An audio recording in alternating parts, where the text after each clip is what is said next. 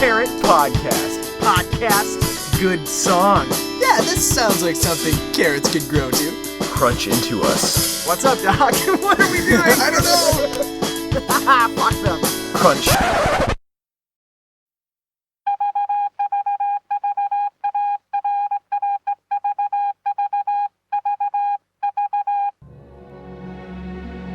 We are surrounded by serialized art, from a film series with 7 sequels to a book series with 20 entries, from a television show where zombies tear people limb from limb to a band or musical artist 3 concept album arc. The possibilities are endless.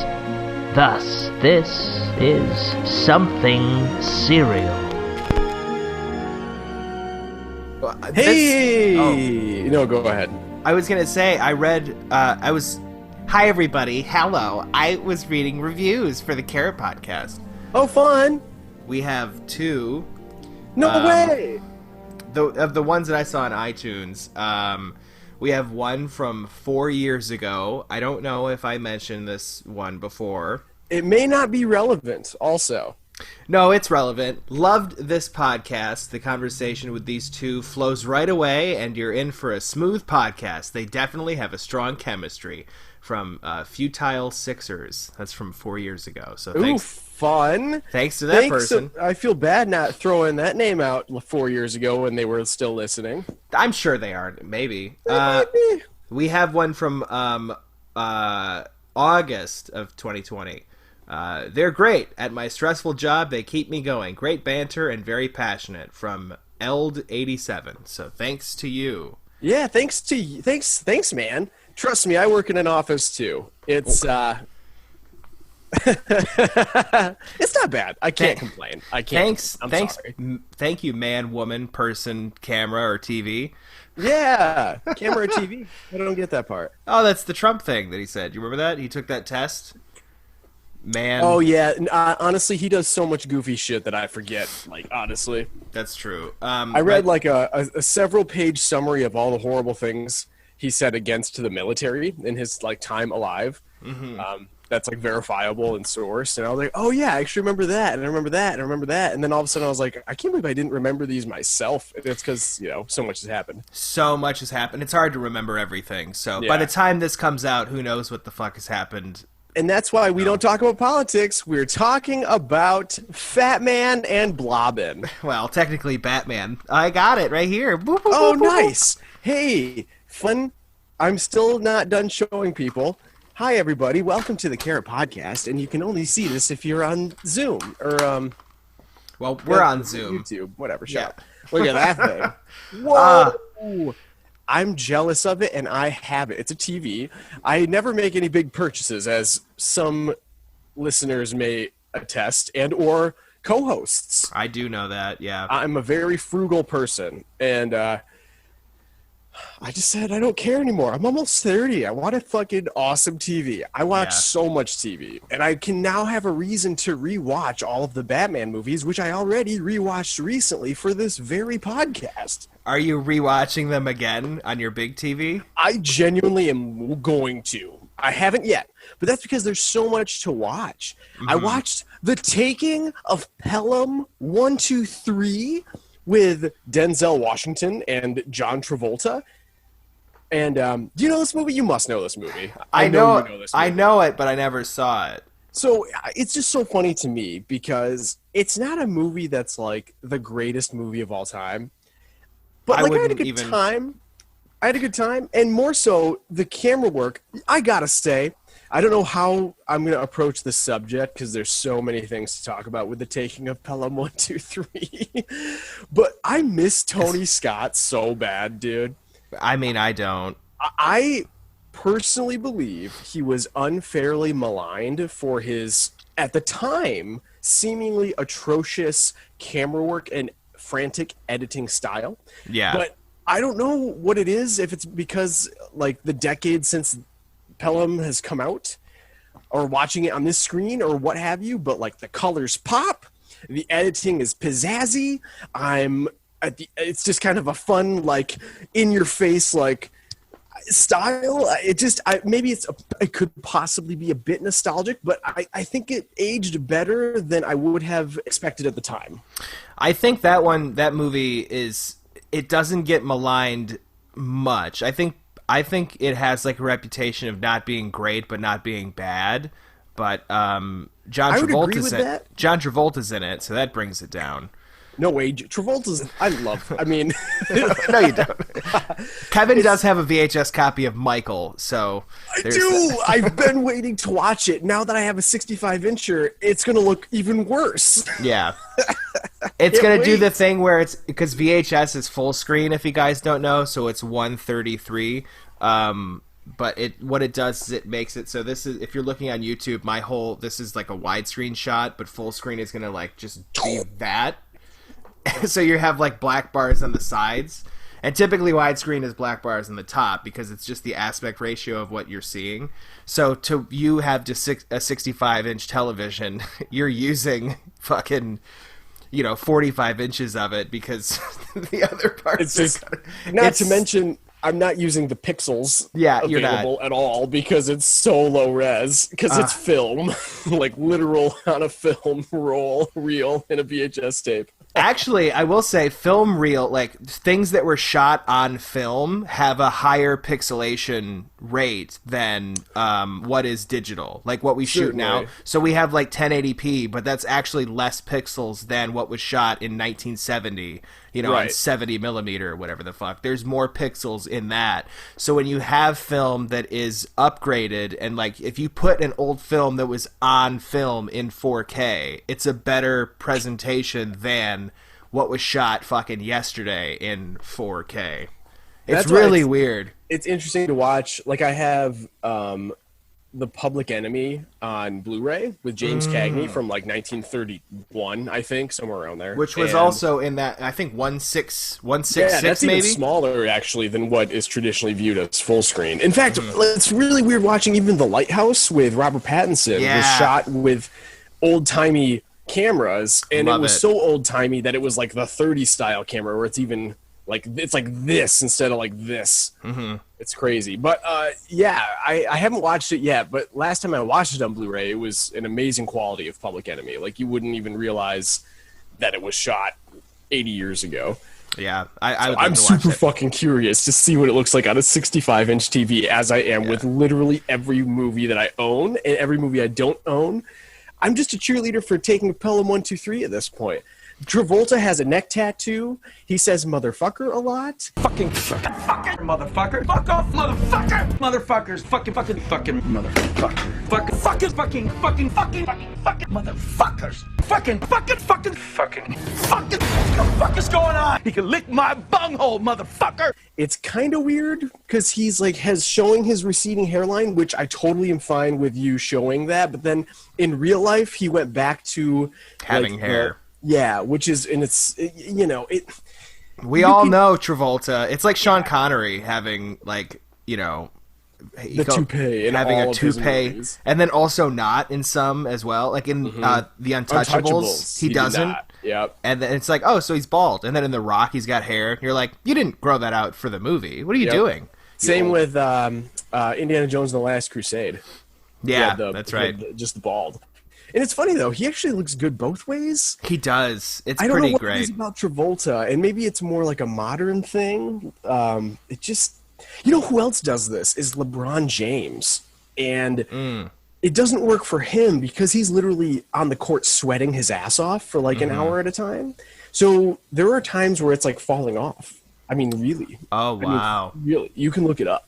And like teammates are like pointing at him and be like, check yourself, bro. That's funny. Well, so that's his only weakness. And the whole China thing. What's the China thing? Well, he's like a champion for civil rights in America. And I mean, I gotta say, I do overall like LeBron, but like he has some kind of business deal or deals with China, with Chinese-based companies. So he doesn't really speak out against their horrific treatment of everything, really. Yeah, the people that don't shit on China blow my fucking mind. Like, that's an authoritarian country, so you should probably get in line and also hate that if you hate what's happening here. But not to get into politics. Right. Tony Scott. I mean, it sucks because I feel like a great double feature. First of all, double features only work if you have somebody else with you, I gotta say. Like, we should watch Grindhouse together. No. There are way better movies to throw into a double feature. No, That's Grindhouse is amazing. It is good, but like, you know, if I have that one day a year I get to hang out with you and we get to watch a double feature, I don't want to watch Grindhouse. Dude, let's fucking do like something crazy. And so again, I wouldn't even recommend this for that special of an occasion. It'd be more like if we still lived near each other and were able to do this more frequently. But a super fun double feature would be Taking of Pelham 1, 2, 3 and Unstoppable, the other Tony Scott, Denzel Washington train movie. See, he made 2 train movies at the end of his career. Yeah, that's what I was going to bring up, is that we saw Unstoppable in the theater, and I'm pretty sure we were high. And I'm sure we were. We walked out being like, that was actually not bad. I remember liking it. This made me want to watch Unstoppable again. I would watch Unstoppable. But that's the thing, is like, I remember, I think you liked Man on Fire. I did. And you didn't like Domino. And that blew my mind because I loved Domino. And you specifically said that you didn't like the directing and the flashy editing or whatever. Yep, and this is, so I want to say, I did say that. I remember saying that to you. You changed your mind. That was like a decade ago, almost. Yeah, more. And I think it was middle school. Because I remember actually, when it first came out, I wasn't a huge Man on Fire fan. I was kind of I was kind of not great. Yeah, you said that. It has really grown on me. It's a good movie. It is. And Domino, I definitely was not a fan of either. But I remember watching that. So it's been a while. That has been since college. I remember watching that in college because I brought it to watch, and I was high because I was high all the time in college. Yeah, and you were. I was watching that movie, and that's when I was like, "Damn, this is like amazing! Like it's kind of funny. It has a lot of quirky characters, lots of storylines, lots of crazy shit."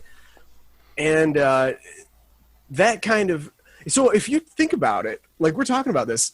Unstoppable, Taking of Pelham 1, 2, 3, Domino, Man on Fire. There's 4 movies that that didn't get great reviews, but we're talking about like it's actually they're pretty good. Like it has a cool style. It's almost like Michael Bay, if Michael Bay were still good. Like remember when Michael Bay was amazing? He was. I'm sorry, he was. Bad Boys 2, Bad Boys 2, Armageddon, dude, The Rock, even like God, The Island. I mean, I'll take The Island. I forgot he did The Island.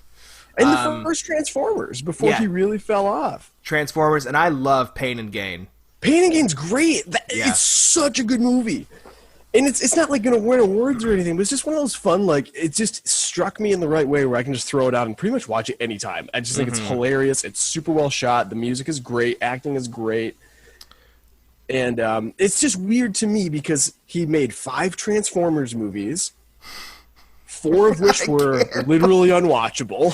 They are, dude. One is, you're surprised that it's good. Like, looking back on it, if you watch it again, you're like, that's actually, I can see a movie in there.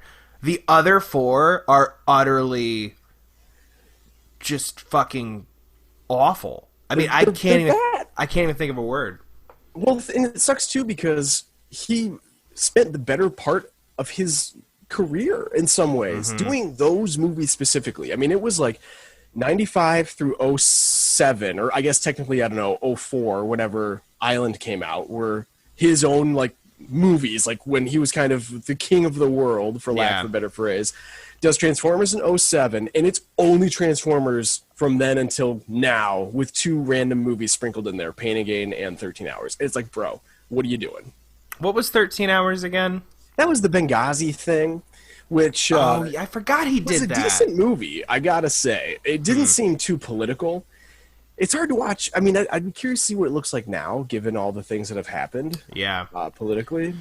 But, I mean, I remember them not focusing on the politics and trying to just only focus on the dudes that were there and, like, how they lived or tried to survive through those hours. Well, it's weird that he did that, and you'd think it would be like a Peter Berg movie, because for some fucking reason he went down to that Patriot rabbit hole, and you're like, the Kingdom was good, but what the fuck are you doing with everything else? I remember liking it. I didn't like it. I remember wanting to like it and like thinking I liked it.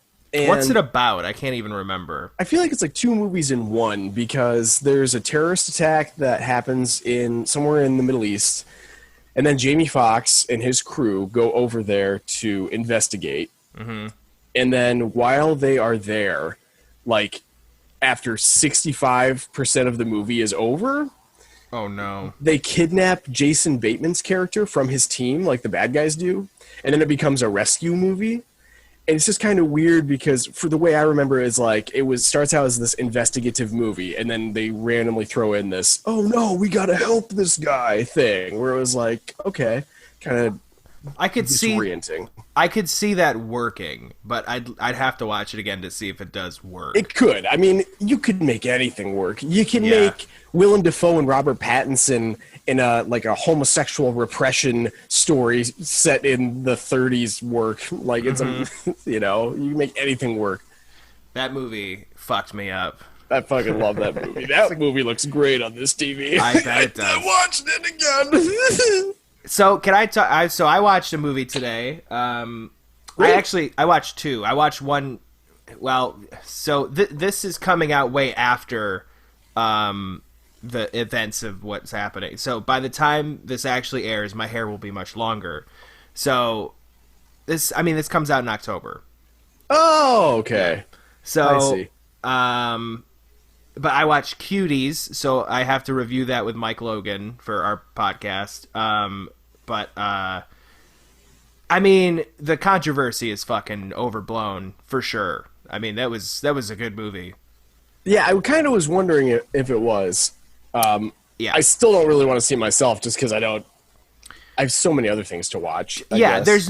there's no need for us to see it because we don't have children. I mean, I think it's a movie that's geared for parents that won't be there for their children when they have questions, so they end up turning to TikTok or just any social media that gives you validation via likes. Mm-hmm. It's basically about that, and the type of rabbit hole that a person who's growing up in a very serve the man, serve the husband type of religion, it is like it's a sexually repressive thing. So then you double down on what you're. It's a very interesting film that's juggling a lot of things, and the controversy is the fact that the controversy comes out of what this movie is actually about is actually exactly what the movie is addressing. Like if you put aside your QAnon conspiracies for 2 seconds and watch the movie, you'd be like, oh, the movie's about what I'm saying. It's fucking mind-blowing. It blows my fucking mind. Wow, kids shouldn't be doing this. This is awful. Yeah, and the movie's like, yeah, we know. It's crazy. But the whole point. It's like watching Schindler's List and saying, this is fucked up. Yes. You cannot cause a Holocaust and cause a genocide. Like, we can't. Why would we do that? Yeah. And it's like that's what this movie is propaganda for Nazis. And you're like, actually it's condemning. Okay. Okay.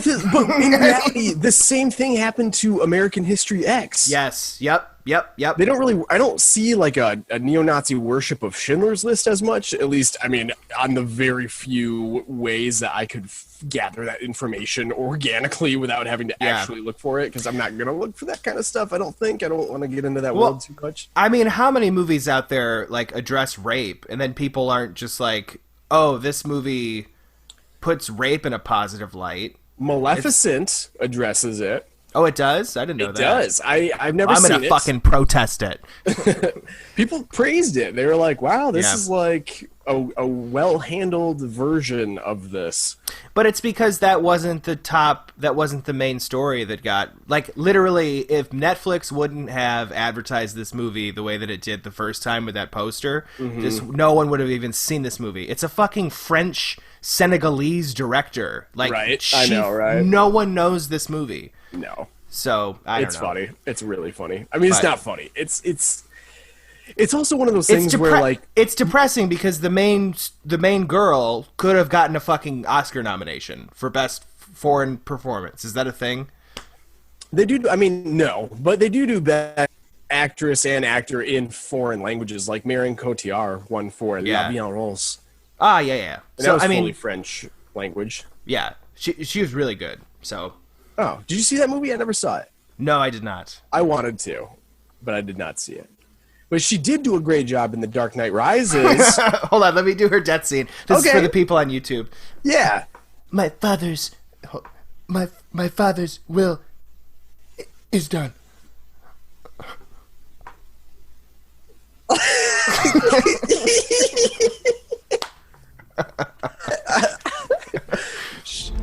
My father's work is done.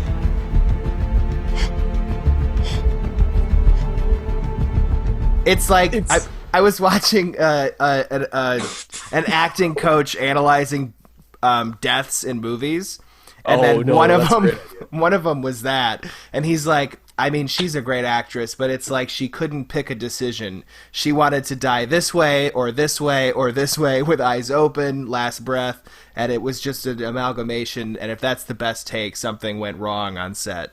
And I'm like, yeah, that whole movie was wrong on set. Yeah, it's funny. I think, and I have to watch it again, but I think that is the worst Batman movie of modern day Batman from like 1989 through present day. Truly. Batman and Robin is watchable and it's shorter. Yeah. I actually might be with you on that based on having watched Batman today, because that's the other movie that I watched. Like, Batman's way better than Dark Knight Rises. It is. I can't wait to talk about it because I think I have some issues with it. Ooh, and great. I feel weird having these thoughts about a movie that's like everyone fucking loves this movie. Plus, it's like 30 years old. It is, but there's also movies that are older that people shit on that I think are better. Can't think of an example, but you know it's true. Okay, interesting. Well, I mean, lay it on me. I'm curious because you watched it more recently than I have, even though I wanted to talk about it, if that makes sense. So yeah, I'm definitely curious. So what we talked about last week was your thoughts on it. It was like the set direction, art direction, some of like the visual elements. And everyone like loved it, but it was kind of, it existed in its own realm where it was okay for everything to look sort of like a matte painting. Yeah. Or like a studio lot back set. I wanted to say this. Is this a low budget film? Was Batman a low budget film? No, it was not. That blows my mind because it looks so low budget. Like, just watching it again, it looks incredibly low budget. It's interesting you say that. Especially the special effects. Now, I know it's 1989. However, the Indiana Jones movies had come out before that. And computers were starting to be used, but this movie wasn't really, I don't think, using computers. I think it was more of like a... It's pretty traditionally like in-camera type stuff. Superimposed, like, you know, cutting things out, and then but Star Wars did the same thing, and that looked better. So, and there also wasn't any painting out of certain aspects, like wires. I didn't notice that, actually. There's a part where Batman, it's just Joker had just done the painting in the what was it? The Flugenheim? Not the Guggenheim, but the he has like a museum/restaurant, which was kind of weird in makes retrospect. no fucking but that's sense. Fine. But yeah, so he paints in there or whatever, and Batman breaks in through the glass in the ceiling, and you can totally see the wire lowering him down for too long. Like, it's almost embarrassing. But unless he did use a wire as Batman to make a grand entrance. Because there's other parts in the movie where he's just kind of floating down and there's no wire. Which is interesting because the first time that you see him, you were right, there is like a stop motion. Yeah, it's animated. It's got to be like an animated black thing. Yeah. And I don't, like, why? Like, some of the directing choices in this film don't make sense to me because, I mean, Tim Burton had done 2 movies up to this point, you said? Yeah. 2, like, majorly released movies. Yes. So, this one's the 3rd. It's a bigger budget for sure. But yeah, I mean, Warner Brothers had him do Beetlejuice first to see if he could handle a type of, like, effects movie. Yeah. And the effects... I'm trying to think of other things. Well, is this the one also? I know kind of what you mean about that wire situation. It's almost like it's a given that in this universe you're allowed to do stuff like that and not think about it too much because it's like a Batman movie. It's like they're trying to establish the rules early that, like, oh, this is kind of what it is. Because there's one moment, and I don't know if it's in Batman or if it's in one of the other ones, but Bruce Wayne has his cape spread out, and he literally has grips, like almost like a baton, like a police baton, like he's holding onto joysticks so that he can, like, lower his cape down. Yeah. I don't know which one it is, but it's weird because it's like you can see it so obviously, like you can see even like the rods in the cape as he is pulling it down. That could be that might be intentional, dude. I didn't know this. But why? Because where does that go? I mean, it could just be, let's put it into the costume to make it seem like it's intentional, but it's actually how to control the apparatus. Because I didn't know this, but in the movie Platoon, you remember when Willem Dafoe is running and getting shot? Yep. He's literally holding the apparatus to make the squibs go off. You can see the wiring all up and down his arm into the vest. And I had no idea until today that was a true thing, and never would have noticed it unless it was pointed out to me. So I think that it's the same thing with the baton thing or whatever. Does that mean it's the same thing with the wire then, as he's descending into the museum? I don't think so, because it's so clearly he's being lowered down by a wire. So I don't know, maybe it's intentional, but I point to other times in the movie where he doesn't have a wire lowering him down. Mm-hmm. Like there's the first time that you see him is the stop motion, and then the next time is those 2 guys talking about how, like, you know, the bat is out. Right, the bat. Oh, come on with that. Come on, it's no bat. Just fucking gross heroin junkies, whatever they're. Give me a break. Oh, give me a break with that. His mouth is just moving too much. The bat? Oh man, give me a break, will you? 5 stories straight down. There wasn't no blood in the body. No shit. It was all over the pavement. But then the other guy says that, one guy was thrown off a building and then no blood left in his body. And he's like, that's because it was all plastered all over the ground. Batman killed him. So Batman kills. Well, to be fair, that was only a rumor. It's an unsubstantiated story because obviously he's not going to be found with no blood in his body. Yeah.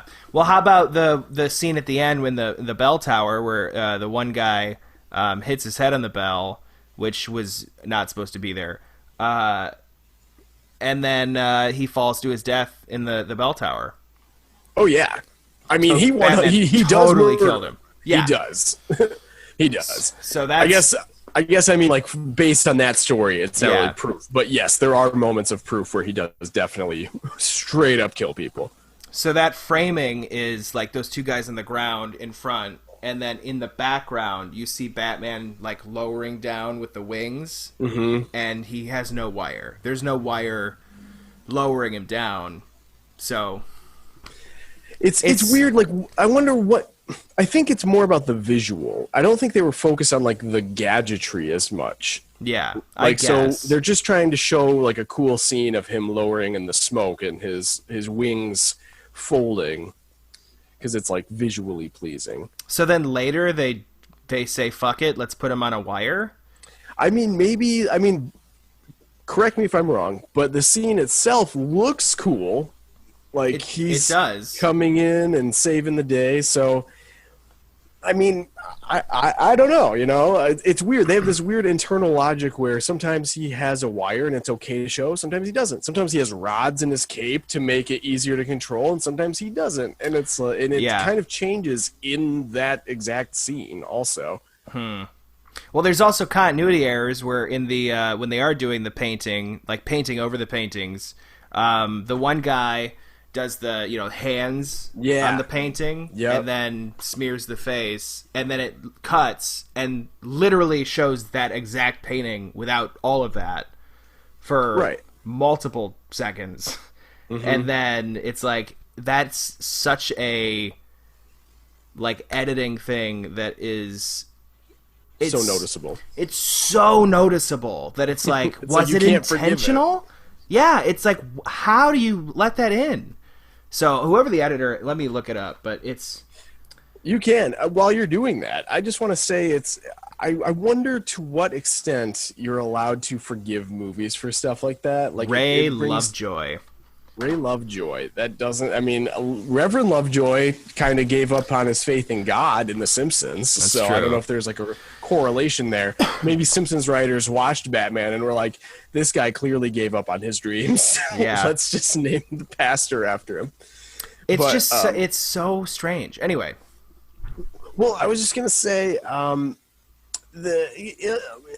there are so many moments of like an editing mistake in a great movie. And I just wonder how much that affects the overall, its overall place in the hierarchy of pop culture-ness. Yeah. I mean, I don't think it's...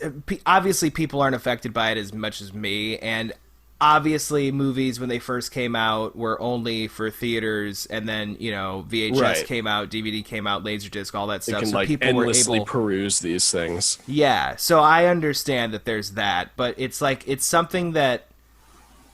It's so obvious. Like, it's... like, I have edited shit, and you have edited shit, and we've realized, like, while editing... oh, there's a mistake there. I should probably fix this somehow. Or there's something that you just don't see, and then no one else will pick up on because it's something that's so easy to miss. Yes. Right. But maybe this counts as that to some... It doesn't. It's... to any of the population watching this? Literally. I guarantee that people in the cinema were watching it going... Didn't he just paint? like the movie fucking highlights. Him slapping the painting with his hands, like to the beat of the song, and then the next fucking shot is him like, "Oh, there's the painting I didn't touch yet," and you're like, "Oh, you just did. It's right there. It's crazy." Yeah, it's like one of the most glaring goofs in cinema, I would say. How would you compare that to Jack Nicholson in The Departed, where he has the cigarette in his mouth and it's an over-the-shoulder shot from behind, and you see the cigarette dangling out of his mouth, and then the very next shot, it's him walking into frame and the cigarette is just gone from his mouth? That one is different because you're focusing on what he's saying.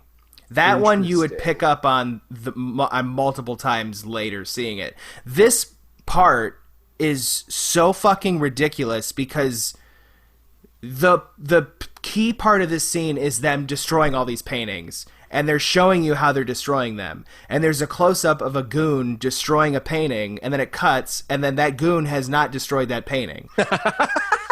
Like, it's bananas, man. Jesus, that's so funny. I just love it. That's like if you're watching a porno and the guy comes on the girl's belly, and then the next scene is she's just like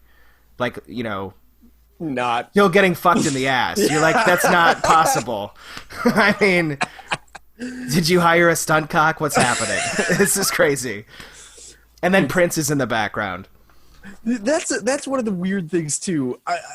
And I want to like this. So in Shaun of the Dead, when they're looking through the records to throw at the zombies, they throw the Prince Batman soundtrack record.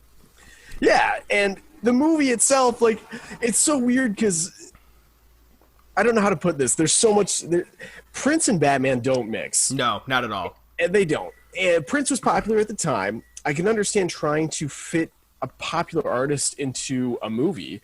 And in some ways, in some weird ways, it works because of what they're stretching it so hard to fit Prince in, like with the Joker doing his dance moves and he literally says beatbox. He literally says Prince, and then they hit the beatbox. Yeah, it's just like Wrong!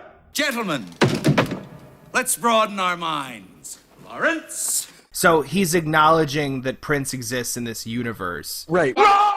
Which is so clearly based on like 1930s and 40s film noir. Which is so it's an odd mixture, and I want to like it so much because I like Batman and I like Prince. But I am willing to bet that this movie, I'm not going to say it's shit. I will say that right now. I'm not going to say it's shit. But I think this movie suffers from studio interference a lot. Mm-hmm. And Warner Brothers was the Warner Brothers had full control over Prince. Like, I won't say that. Full control over his releasing and his licenses and stuff like that. So he was embattled in a thing. He wanted to get out of his contract so he could have the master recordings of all of his stuff. That was a big thing. But Warner Brothers was his record label. And I know from comedians that they are still garbage shit today. Like, Warner Brothers is awful with licenses and all that stuff and contracts. Yeah, pretty much all major music studios are. Yeah. So I wouldn't be surprised, because there are so many things in this movie that I'm like, oh, that was cool, that's iconic, that was good. And then there's something else and I'm like, why the fuck, why is this song, and why is a Prince song in this movie? It doesn't make any sense. And that's why I think Batman Returns is better. Oh, Batman Returns is so much better. I'm genuinely excited to watch it. They let Danny Elfman just make it's so much more operatic, and they don't have to try to fit in this ridiculous pop music that has nothing to do with the themes or the style of storytelling. But that's the weird thing, because I think that in a weird way the Prince music does fit this movie, Batman specifically, because tonally it is all over the place. It's what I don't like in movies, is when it's tonally, like, in one scene Joker will be maniacal, and then in another scene he's scary, and then in another scene he's goofy, and you're like, I think this intention is because he's crazy, but the craziness is so much better in the other Joker adaptations later, like The Dark Knight. And then Joker with Joaquin Phoenix, and of course in Suicide Squad. That dude, it's almost like Jared Leto is inspired by Jack Nicholson's character. So in a loose way, I have to say, you can lump in Jack Nicholson's Joker with how everyone seems to view the original Batman, which again is amazing. I would say that too. But then you can also lump it in with how, and it sounds like you feel this way, but how I feel about it, where I'm watching it and I'm like, it's pretty good. I wouldn't say it's amazing. And then like same with the Joker, where I'm like, why is everyone like loving this? I mean, he does a fine job. It is Jack Nicholson. It's always fun to see Jack Nicholson with ridiculous makeup. And it's bad makeup. It's really bad. It is not great makeup either. And he doesn't have the white face on so much of the movie. There's like 3 or 4 scenes where he just doesn't have the white face on. Because he puts on like fake skin makeup to make himself look like a normal person, or at least more normal. Why wouldn't I? That's what you're talking about? Yeah, but I think that's what this plastic surgeon made his face look like, right? Like, with he just has the big smile and this thing. Right. That's what the plastic surgeon did. Yeah. Like, because the way I interpret it is the bullet went through his cheeks, it fucked up some nerves in his face. So he had to just connect the nerves. to each other, so that's why his face makes that smile. Right. So it, like, healed, obviously. Yeah, healed, but sort he of. just looks like that. So Right. when I think, like, they put makeup on Jack Nicholson to make him look like the character actually looks, right? Mm-hmm. You're not saying, like, the character himself puts on additional makeup to look more normal? Well, what I'm saying is the Joker in the movie falls into a vat of acid. So his Yep. white face and, like, his red lips are his normal look at this point because he's been disfigured by that vat of acid. Couple that with the plastic surgeon who gives him a permanent smile. That's his normal look in the movie. So then when he meets gangsters, he always puts on, like, a skin cream to make himself look, quote unquote, more normal. He still has that permanent smile, but he has, like, a normal skin tone. And then that's illustrated further when he gets nervous and he wipes his forehead with, like, a cloth and there's a white mark left. It's because he wiped away the skin cream and revealed his real white skin beneath it. That is, if that's true, this is, wow, that is so fucking dumb. Oh, really? That's exactly what it is. I'm surprised that's not that blew my mind. I thought the white stuff was him putting that on to, like, transition into being, like, putting the mask on. I thought that his skin was... He seems a little ashamed of his appearance in the movie, and that's why he seems to put on the skin cream color, because he, even in his commercials, I feel like he has it. When he's, like, dancing around the supermarket. Can we take a break? Sure. Hey, guys, listen to this great Anchor ad from Anchor. I mean, here's Anchor's Away. I'm broken. I'm broken by that. Why? Because it's fun. It's cute. It's not. I think if that's what it is, it looks like the white paint that is his actual face looks so much like makeup. Yeah, it makes it look worse in your opinion. Then. Right? It's so dumb. Like, his face should just look fucked up and it's healed, but that's just how he looks. And then the behind the scenes thing is that they put that weird makeup on him, and that's just what his actual face looks like. And then when he puts the white makeup on, then that's, like, his Joker outfit. That's what I always had thought this was. I didn't know his face was actually white and his lips were actually red. That is so dumb. Why else would he fall into that vat of acid? To make the scars look weird? I don't know. I mean, that is so dumb. It's kind of interesting because the one thing I'll say about Jared Leto's Joker is that his bleached skin makeup is well done. Yes. Granted, this is, like, 2016 makeup versus 1989. But in Batman Jack Nicholson, you can see, like, at the hairline where it hits the hairline, where you can't get the makeup into his hair, so you can tell it is makeup. So is his hair actually green, or is it? See, that's an acid thing. I'm pretty sure, like, the acid completely disfigures him. So is he wearing a wig later, and then takes the wig off, and then puts a wig on, and then takes the wig off? Given the fact that he did the wiping thing on his forehead, revealing his true skin beneath, I would imagine he wears a wig to sell his appearance a little more. He seems to have an affinity for that type of thing. I mean, he gave that mask to his model girlfriend to make her look more normal. So there's a sort of thing there. See, this is the kind of thing that I don't like about the movie. Really? I see. Yeah.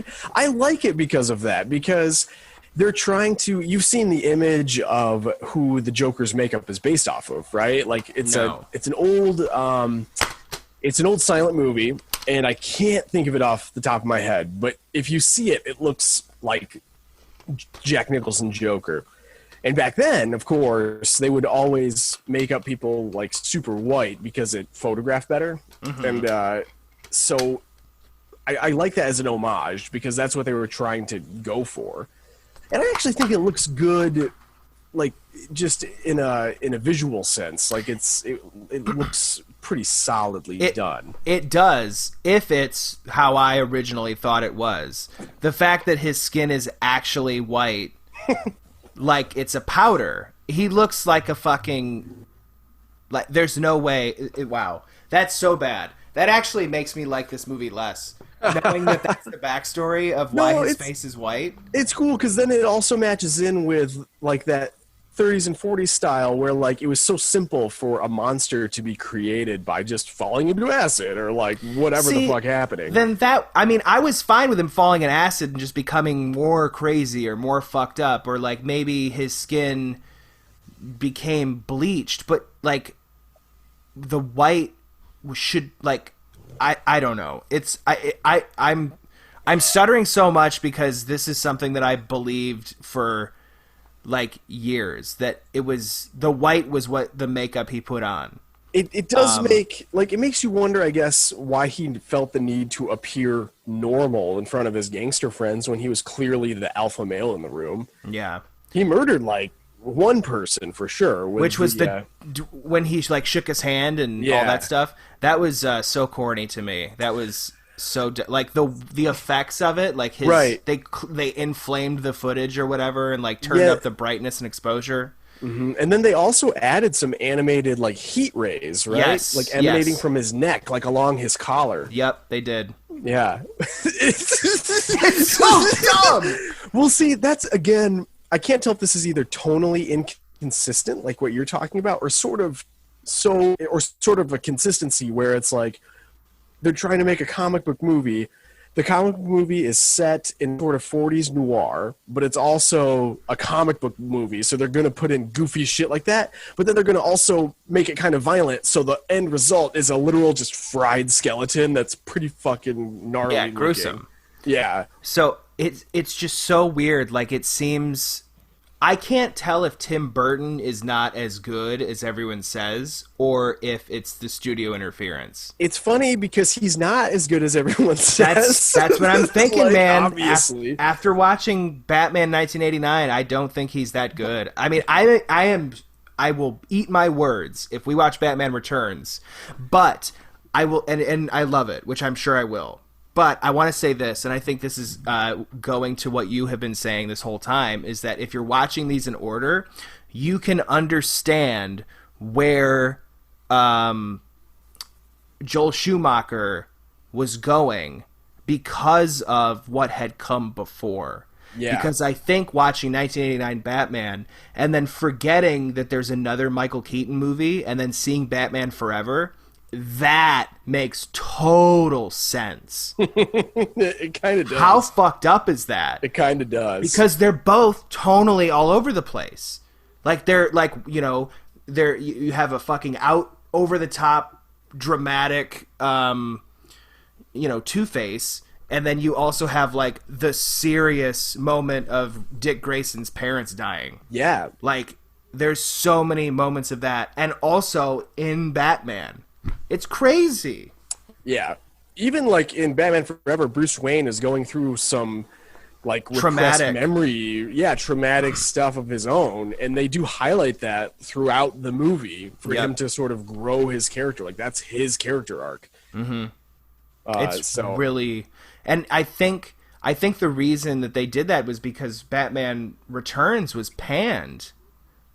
No, it was, people liked it, but it was just so dark. It was so dark. I think they didn't like it as much as Batman. No, it's much darker. Yeah. It's really crazy what they got away with, because I'm excited. I don't know what would even be comparable to like modern times. I kind of want to say, like, because it's not Nolan, it's not really. I don't even think it'd be a Snyder movie. Like, and I think that's why this one has more studio interference, because if it is, like, that seems like truly from the mind of Tim Burton, Batman Returns. It is. That's what makes it so good, honestly. Because I will say this. So we just talked about how Tim Burton might not be that great. There are a couple reasons. Well, I was going to say he has a vision. That's for sure. And he does when he's given. When he was younger and he was hungry and he was given the opportunity to do what he wanted, it was great. And then he got to a certain point in his career, let's call it like 2005 or so, where he was older, he could do whatever he wanted, and he didn't have a vision anymore because he was, I mean, people lose sight of their creative goals, honestly, I think, the older they get. Big it's Fish not true is for everybody, but... Yeah, Big Fish is his last good one, right? I mean, that's pretty much like what people say. Like, and it makes sense if you look at it. After that, he's doing like Charlie and the Chocolate Factory. Sweeney Todd was okay. But it's all Johnny Depp. It is all Johnny Depp. Like, It's Dark weird. Shadows, I thought was kind of bad. Like, We saw that together. That was shit. I know Dumbo was not well received. Awful. Alice in Wonderland, I thought was not great.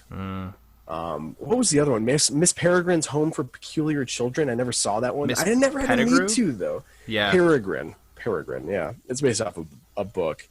Oh, boy. But, yeah, like, I really feel like it was like Sleepy Hollow, Big Fish, and then after that it was just kind of like he reached the age of 40, and studios were giving him a bunch of money to do whatever, and he was just kind of like, I have a quirky vision. I'm Tim Burton. This is what people expect. Like, I will do this property with the way people expect it to be done. I'll pull the Batman on them. This movie... There's another thing that I noticed, too, about... there's Lieutenant Eckhart. Do you remember him? Yeah. How about that awful ADR when he is introduced the first time? Yeah. And he's got the cigar in his mouth, and like all of his lines are said after the fact. So if you don't know what ADR means, it means additional dialogue recording, I think. Wrong! So maybe. I actually don't know what it stands for. That sounds like what it... I mean, that's exactly what it is. So. So they do... So they record the words on set at the time or whatever, and then later they have to re-record the audio. So he has a cigar in his mouth, and they're re-recording that audio, but the re-recorded audio in the studio later does not sound like he has a cigar in his mouth. It's just like a deeper... Knox! It's just... And it's like his mouth wouldn't be able to open that way, and it was just so distracting. Christ. Knox. Hello, Lieutenant Eckhart. I hear we just had us another bat attack. That's what, 8 sightings now in just under a month? I hear the commissioner's even opened a file. True? Sorry, Knox.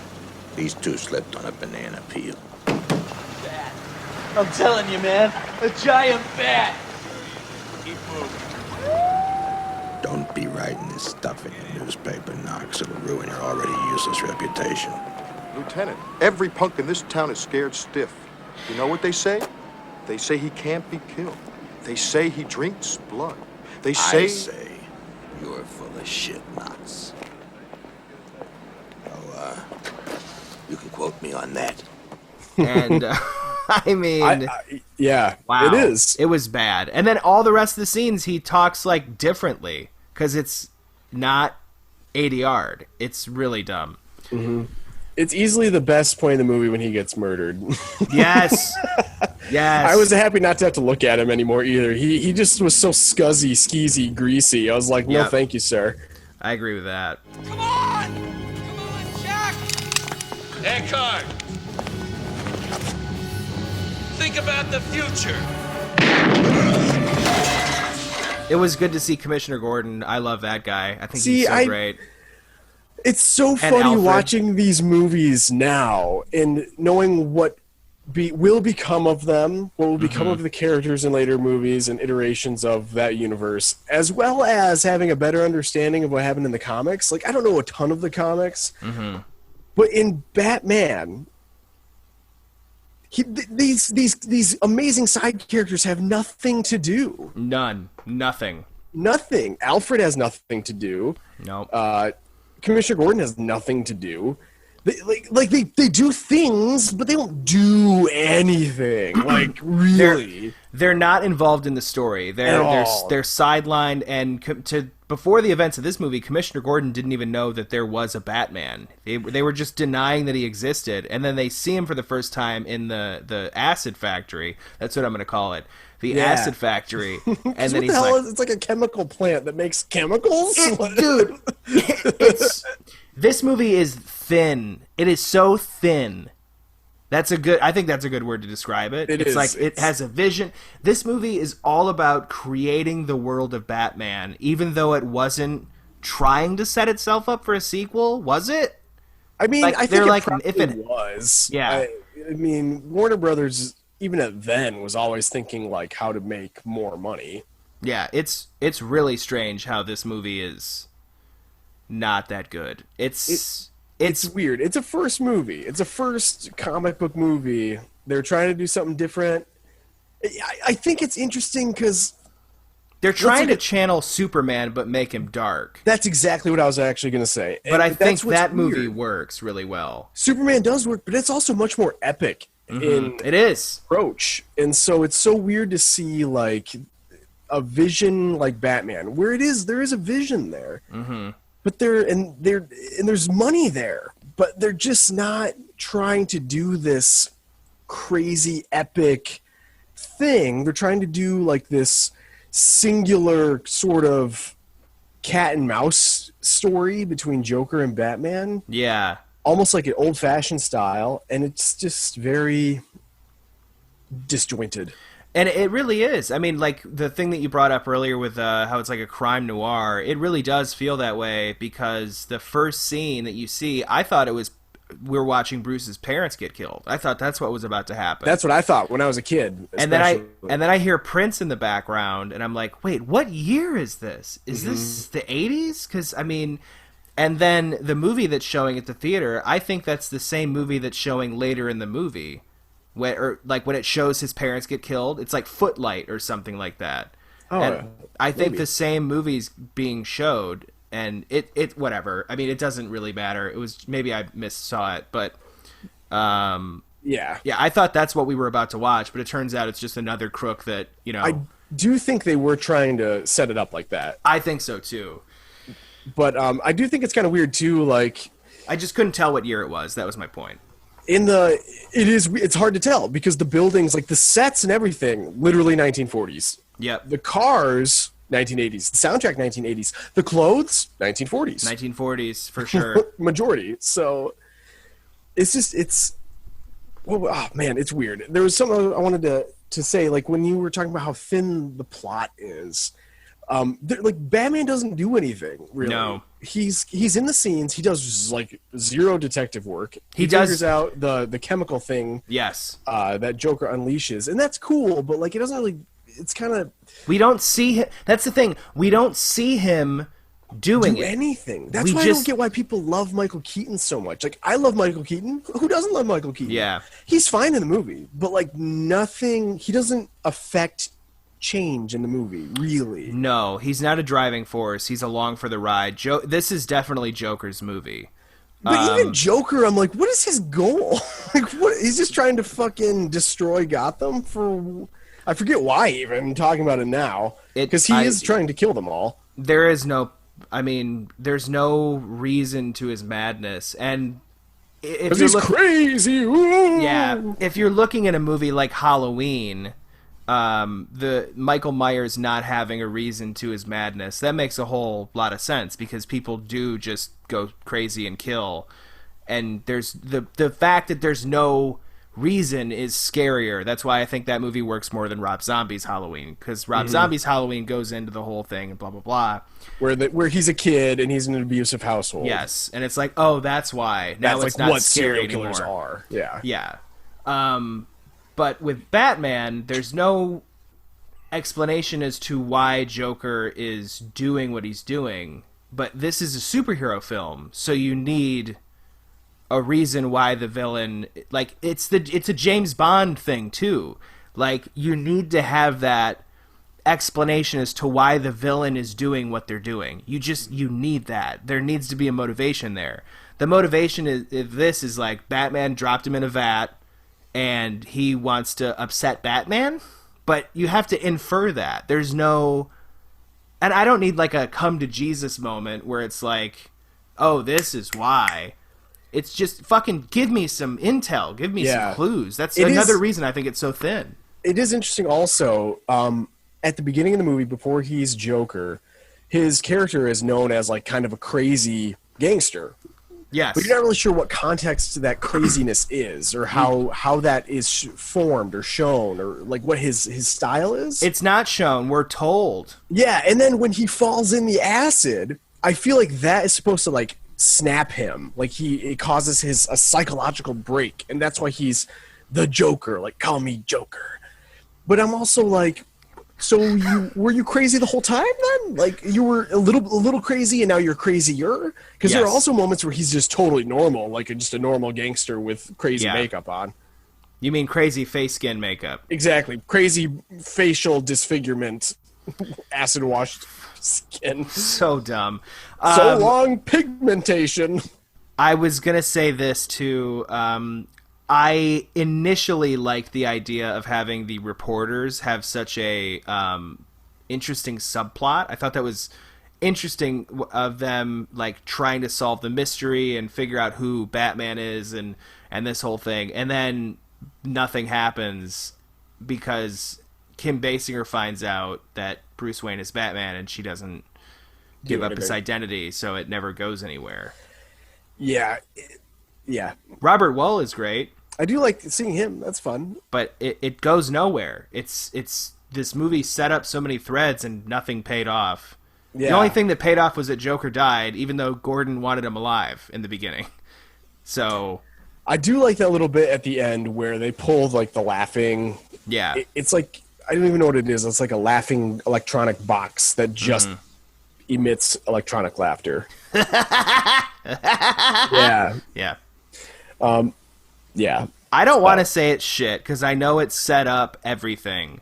I think it's just so interesting to watch because it did set up everything. It was kind of the first of its kind aside from Superman.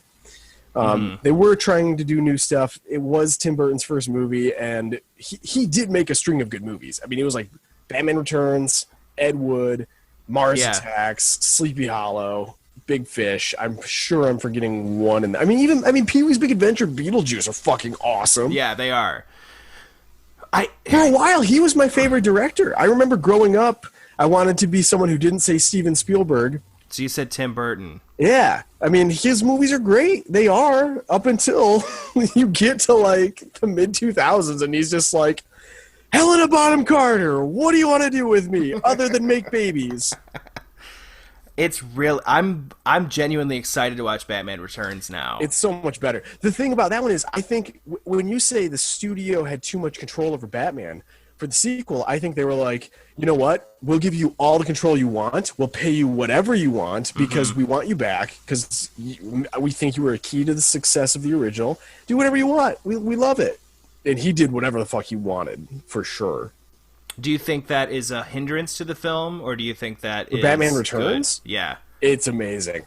Okay. It's Tim Burton at his most Tim Burton-y before he lost his grip on what it was that made his movie special. It's like perfection. I mean, it's lightning in a bottle for him. Okay. Easily his best movie, aside from like Ed Wood's probably his best actual like movie. Yes, that movie's movie's if you're looking incredible. For like, the Tim Burton movie to watch, Batman Returns. More so than Beetlejuice, more so than Pee-wee's Big Adventure, which also both very Tim Burton-y. Man, I'm really... So that's next episode. I'm excited about that. Yeah, Batman Returns. for sure. We'll talk about that. It's going to be a good one. Last thing. Can I just do the last thing? We talked about this a little bit earlier. We're talking about how apparently no one knows if Batman is real or not in this movie at the beginning. Yeah. It's kind of weird because he's like fully formed Batman. Yeah. Like he has his car, he has his suit. I don't know. Like, Batman's ultimate goal at this point, I guess, is to hide in the shadows and beat up heroin addicts. But it's not, because he said, tell your friends about me. And it's like, so you want to spread the word. Okay. So it is, so he appeared fully formed, and then he's trying to spread the word now. That's what it sounds like.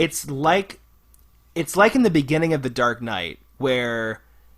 Like, they're still trying to figure out who Batman is. They're like, they show that board, and there's like possible Batman suspects: Abe Lincoln, Bigfoot, and fucking Jesus, whoever's on there. Right. And then, like, you know, criminals are not. They're like, I don't want to go. It's spooky out tonight. There's no bat. Like, you remember that scene? It's like a montage of all this stuff. Yeah. That's what the beginning of this movie is like. But then you have people that are like discounting that there's no Batman, and it's like, you know, there is though. Like.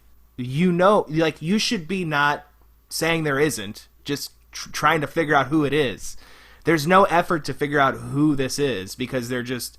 It's like today, where it's like, oh, there's no virus, and it's like, are you fucking insane? So you should figure out why. Realistic is what you're saying. Unfortunately. Unfortunately. Yeah, wow, this is such a ridiculous story. Why the fuck wouldn't they be trying to figure this out? Oh, because no one in real life, no one has any motivation or drive to do their jobs. I guess. It is interesting, though. So did you notice what I was talking about? Like, his logo on his chest is different than what's on the thing? I think, I mean, based off of my, like, just in my head visual knowledge, I'm assuming the one on his chest is kind of longer. Yeah, it's longer, but then if you look at the bottom, there's, like, little points jutting out on both sides. Oh. It's, like, longer and then points jutting out. This is for the people on YouTube. But, yeah, it's really strange how... Interesting. And then I think in Batman Returns, it's to what was on the promotional material and the cover, and literally the end bat signal, and then also the beginning logo sequence. It's like you're zooming through and over and around this thing that becomes the bat symbol, which is different than what's on his chest. And you're like, how did you fuck this up? Yeah. Also, interesting choice for credits. We're going to go through like a cement sewer of the bat logo. It was so dark I had to change the setting on my TV. I didn't know what was happening. Mm-hmm. The second one's way better. I can't even tell you. The second one, like, Batman has less, like, it's much more about the villains. So Batman kind of has less to do, even more so. Like, he's very much a side character almost. But it works, and there's more going on with him and with everyone. And it just looks so much better. It looks so much more like what you need a Batman movie to look like. It doesn't look as claustrophobic, and it's still dark. Yeah. But you can still see things. It's like brightly dark. That's what I remember about Batman Returns. Because it's very blue. Yes, blue, but there's snow, so it's white. It seems like a different Gotham than what we got in this one. It's very, very different. It reminds it's like Cabinet of Dr. Caligari type stuff. Perfect. Yeah. That's exactly what I think.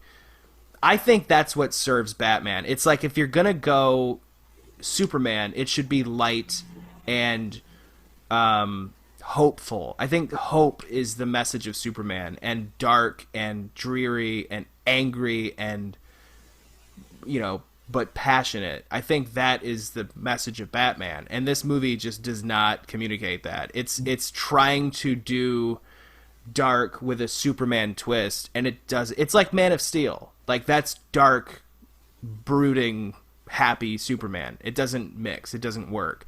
It's still good. I think Man of Steel is still a fine movie. I think it's interesting to watch is my thing. Like, it's just so interesting to see this movie that they tried to do something different, and I don't think they hit everything. It's like Superman Returns as well. That just doesn't work. Yeah, that movie, dude. I just love movies. Yes, like, they're just so interesting to watch to me. I'm like, they almost got this. They're so close. This is cool. This is awful. Like, they spent the first 20 minutes on Krypton, which is like a version of Avatar. I guess I can see what they were trying to do there. It didn't really work that great, which makes the first 20 minutes kind of like, why did you even put it in the first place? But so, what about before we go? Verdict on Michael Keaton off of this movie. So again, I don't as Bruce Wayne and as Batman. I mean, he was fine. I'm not sure what he was going for, and I don't think that's a bad thing because, like, he was kind of quirky, and Batman's a quirky character if you think about it. I mean, he's a pretty weird guy. And so he kind of nails the weirdness a little bit, but I guess it leaves me unfulfilled. I don't know why. Like, I like Michael Keaton. I don't think he does a bad job, but I don't know what was going on with him at the same time. I am going to 100% agree with you. The scene where he's trying to tell Vicki Vale that he's Batman is the most cringe-inducing scene I've seen this year, and I watched Cuties. Right.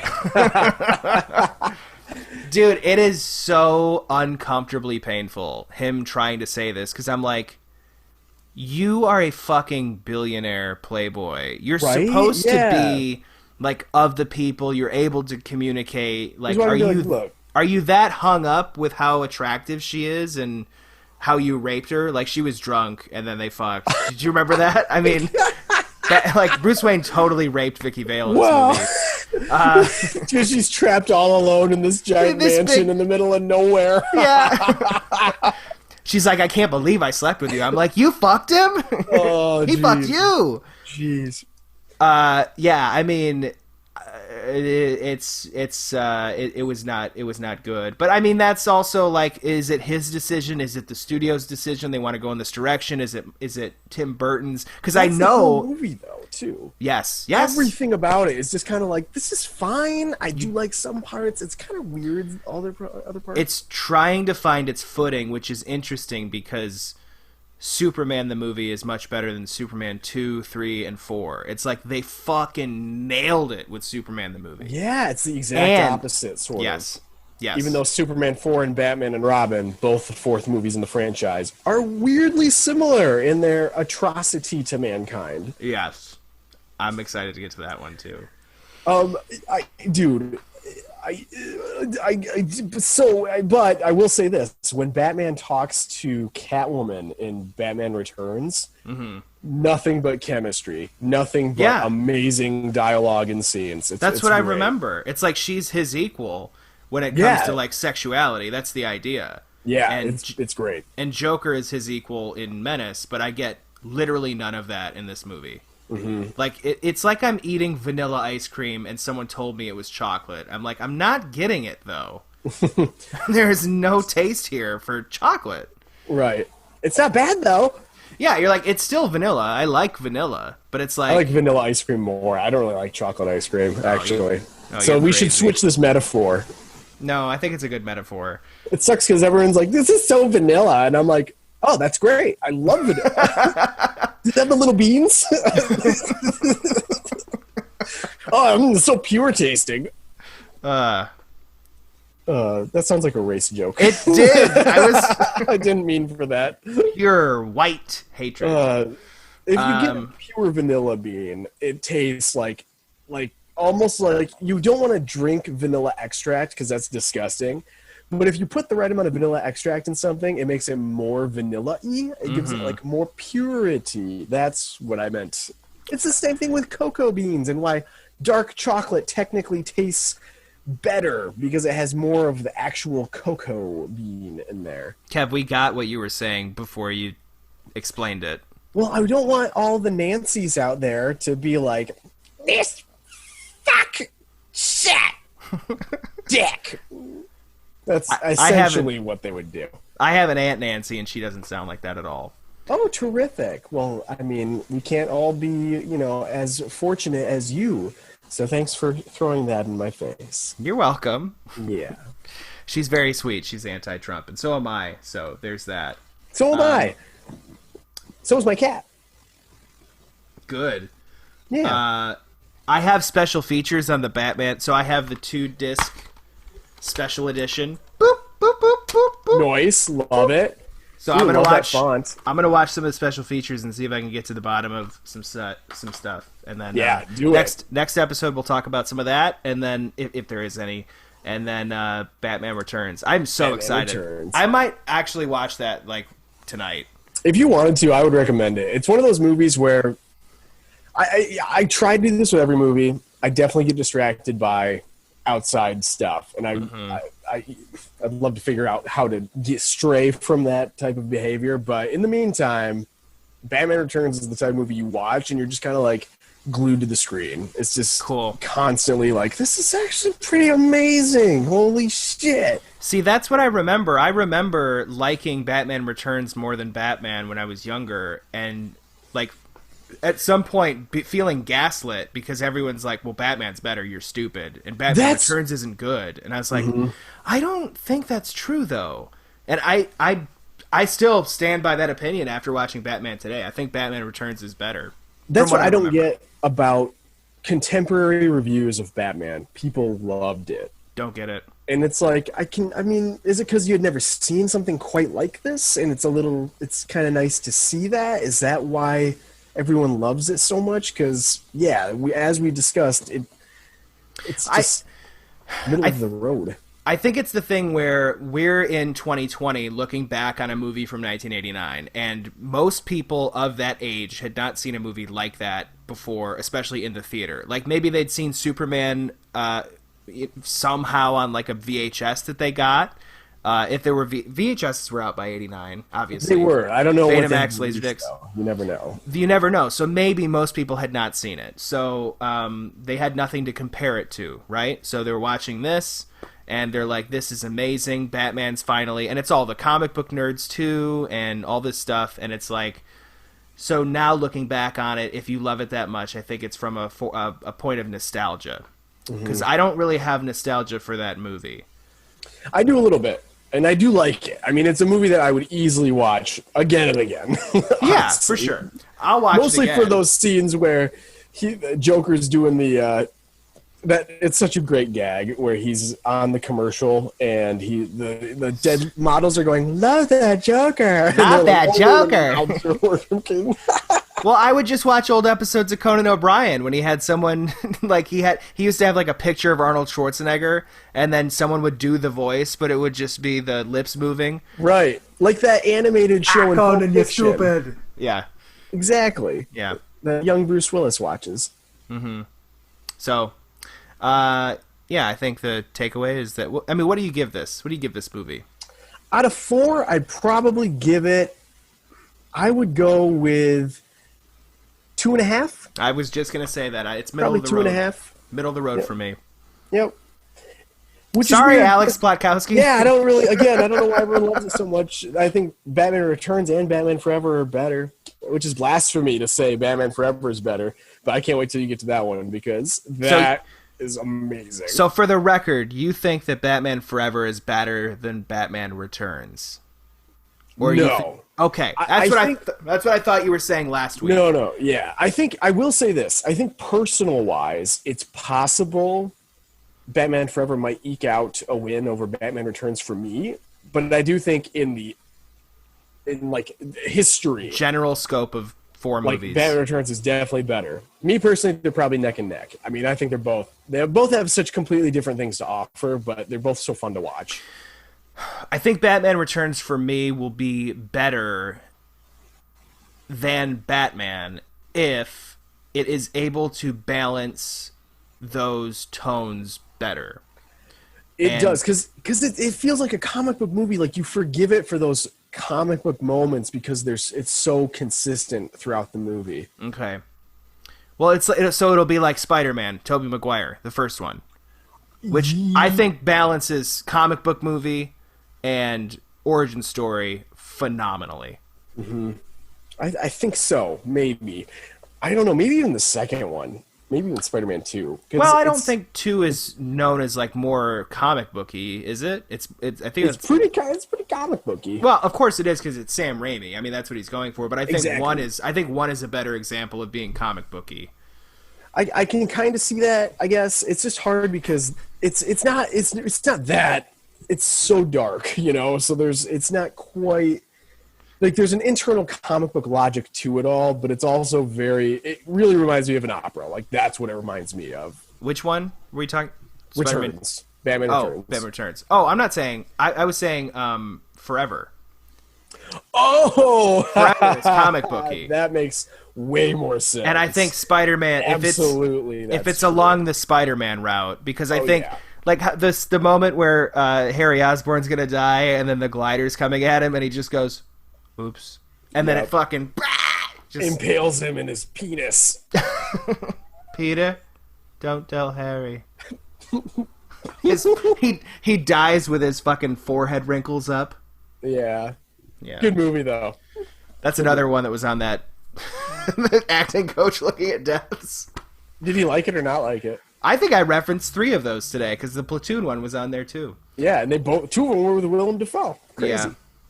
Yeah. Is it snowing? No. Oh, it's leaves falling. They're just... Oh, Jesus. Boy. That was terrifying. Come on. Jesus. Killing me over here. All right, bud. Cool. Well, this has been great. I can't wait to speak to you next week. And clap, and et cetera. And, like us on all this stuff. Whatever you're listening on right now, try and give us a like or a review, and we'll read it on the podcast. And then, thanks. Just share it with your friends and all that good stuff. We might be 4 years late, but just keep listening. And vote. Holy shit. And go vote. I'm going to do that. have been waiting on my mail-in ballot to drop it off in person. Same. I think I might just go in person. Apparently, like, you can literally just go there because I've been waiting, and I hate waiting, and I have time to do it on Wednesdays. So I think I might try to sneak out in the morning and do that. Oh, you can just go vote right now? Like, yeah, there are open polling locations that you can just go to. Huh. And since I'm in, like, literally downtown Minneapolis, it's like a, I don't know, 10-minute drive maybe to get there. So maybe I'll do that. You should look into it. I don't know how it works in Michigan. Obviously, that's one of the crazy things about what's happening right now is everyone has their own rules, it seems. Yeah, I mean, you know, felons can vote in some places and not others, so. Yeah. So, anyway, fun! Okay, yeah, the world's on fire! Yay, how about yours? That's the way I like it, and I caused an outbreak in Sturgis. Oh my god.